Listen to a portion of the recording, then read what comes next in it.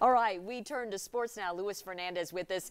Luis, we have some big-time players heading to Big Orange Country, don't we? Exactly, Robin, and this just happened earlier today. It's the final day of the early signing period, and just when you thought things were dying down for the Vols, moves are being made. Let's start with someone new. He's not a high school senior, but a former five-star prospect will be coming to Rocky Top.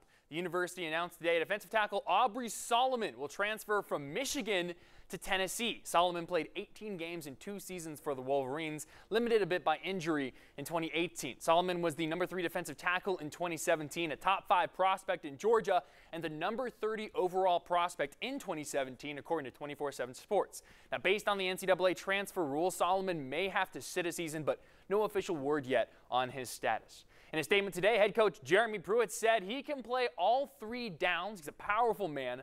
He's smart. He's a good student. He has experience having already played at the collegiate level. He is a great addition to our university and our football program. And check this out. Before he went to Michigan, he was recruited by Pruitt, Chris Rump, Charles Kelly, Kevin Shearer, and Tracy Rocker. The current Tennessee coaches finally got their guy.